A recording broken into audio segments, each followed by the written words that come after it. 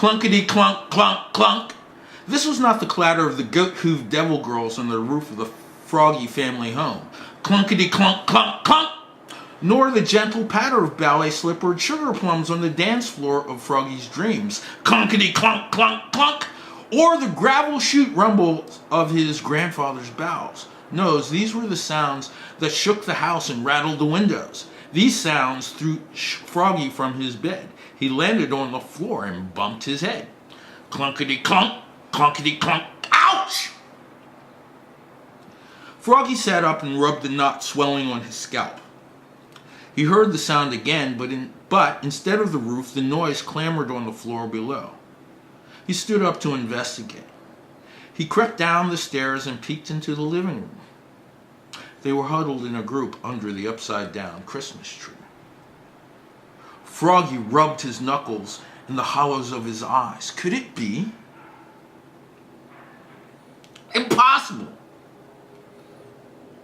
He never bought into that, yes, Virginia, there is a Santa Claus crap.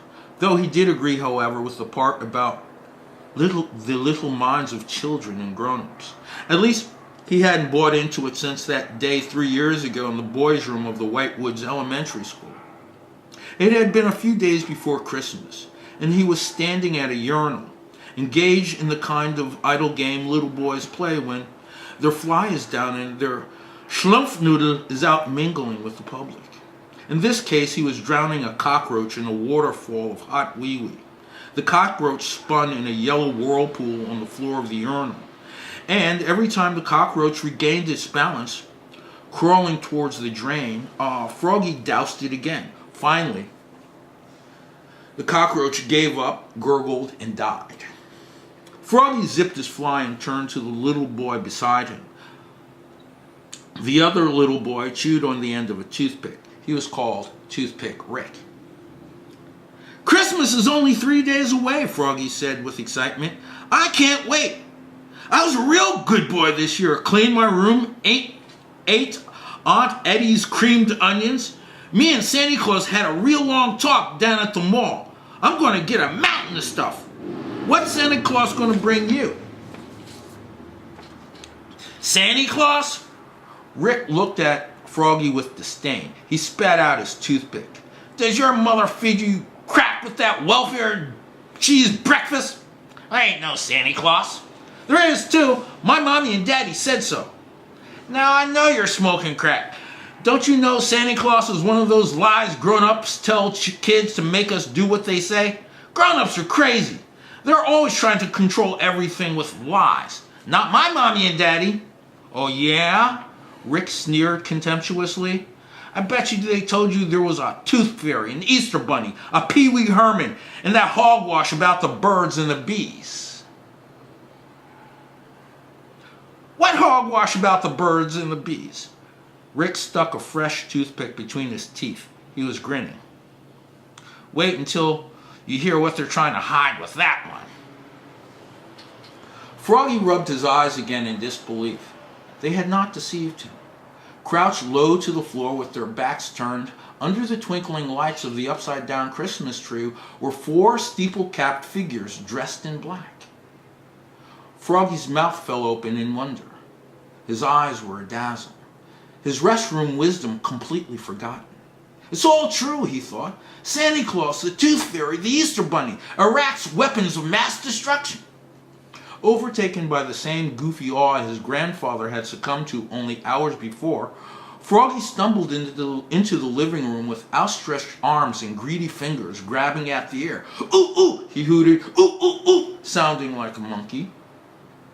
The figure crouched in the middle of the huddle under the Christmas tree quickly turned on its toes with a reptilian hiss, its talons poised for attack. It stared at Froggy with 2 limpid black eyes the size of dinner plates. The seat of Froggy's pajamas suddenly felt warm, soft, and wet. This was the 3rd time that Christmas Eve Froggy dropped to the floor in a dead faint. He did, however, wonder if this creature in the shiny leather riding boots was the dreaded Pee-wee Herman goblin who kidnapped little boys and ate them in his playhouse. The dish-eyed creature doused Froggy with a bucket of ice water moments after he fainted. Froggy was yanked to his feet and slapped across the cheeks. Name! Froggy. Froggy is a nickname, Dish Eyes hissed. A pseudonym, a moniker, a false handle, an alien. Dish Eyes smacked him again. Thwack! His hand looked like an oversized Mickey Mouse glove. It had 4 window putty gray fingers, too long, too short. Let's try it again. Name, Chocolates! Froggy Chocolates! Sorry, wrong answer. Dish Eyes unhooked what looked like a black cucumber ridden with warts dangling from a belt tightened around its waist. The cucumber was made of metal and vibrated with a loud and ominous hum. It spat electrical sparks. Dish Eyes shoved it into the crusty chocolate opening of Froggy's hinder parts. Froggy danced like a marionette on the strings of a drunken puppet. Arrgh! Froggy screamed. I don't know my name. My parents never told me. Maybe they told me once, but I forgot. That's God's honest truth. My grandfather calls me Froggy, Froggy Chocolates. I don't know why. That's not an unlikely story, Dish Eyes replied, wrinkling the brow of his bulbous forehead. Given the behavior of some of these parents producing children these days, sterilization should be made mandatory by federal law for most of them. Our Santa would find that idea most favorable. It looked down at a clipboard. We don't have a name. For expediency's sake, we'll use your pseudonym for our records. All we have for you is an address and some crude complaints registered by your neighbors. Several have stated you are a bad child. I presume you are the bad child in question. No, I still clean my room and eat my Aunt Eddie's creamed onions. Aunt Eddie is an awful cook. There was an ominous hum. No, please, God, no, not the cucumber. There was a click. The hum whirred into silence. Now, please cooperate. We know you're a bad child. That is our business. It seems you have the unorthodox and wrong-headed notion a certain Mr. Jesus Christ, Dish Eyes pronounced it, Jesus, like a New York City Puerto Rican, was of Arab extraction.